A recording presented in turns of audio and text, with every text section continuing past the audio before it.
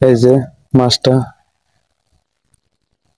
এইটুক মাছ শিব জালে উঠছে। যাই হোক, যেটুকুই হয়েছে আল্লাহর রহমতে ভালো, 100 চলে যাব। তো এখন বাড়ির দিকে চলে যাচ্ছি, পরবর্তীতে আবার বিকেল টাইমে দেখা হতে পারে।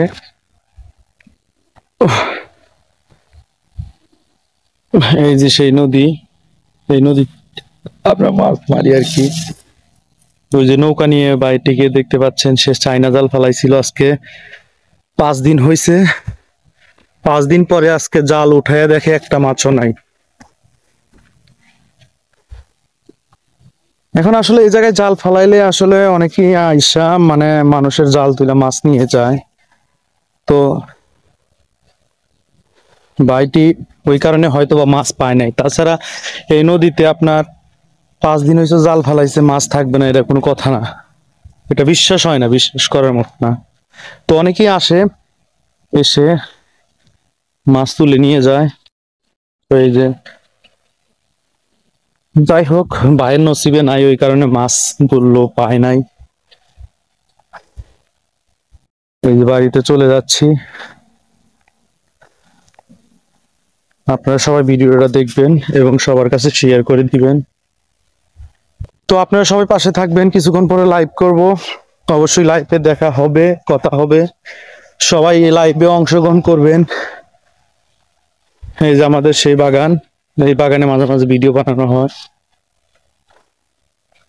এখন বাড়িতে চলে যাচ্ছি। আচ্ছা, সবাই বাড়িতে চলে যাচ্ছি। এটা হচ্ছে আপনার ওই যে কলার বাগান।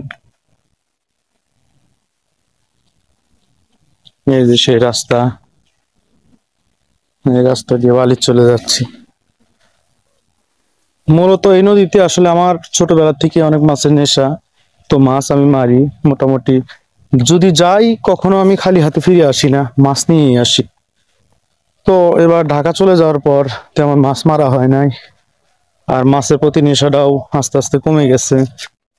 তবে বাড়িতে আসলে আমার মাছ মারতে ইচ্ছে করে আর কি, মারি। তবে আগের মতো অতটা ইচ্ছা নাই আর কি। তো আসলে কতদিন ঢাকা থাকতে হবে।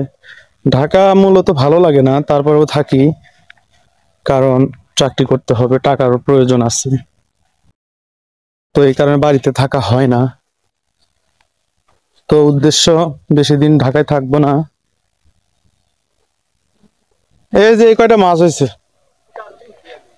না, এখন মাছ আর ওঠে না।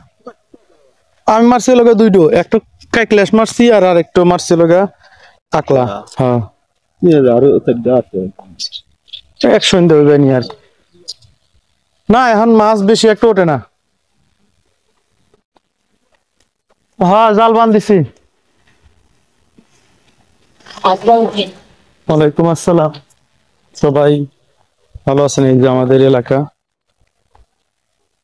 একদম নিরিবিলি এলাকা,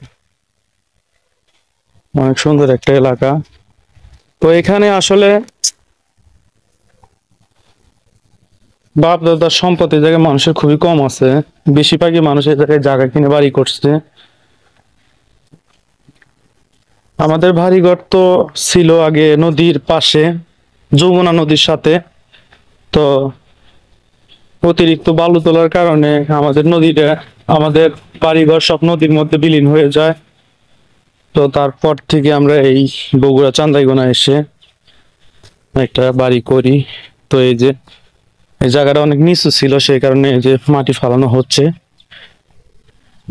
আরো অনেক মাটি বাকি আছে, তো বাকি মাটিগুলো আজকে আমরা ফালাবো। এখানে পরবর্তীতে একটা ঘর করার চিন্তা ভাবনা আছে। এই যে আমার বাড়ি, এই যে সেই বাড়ি আমার।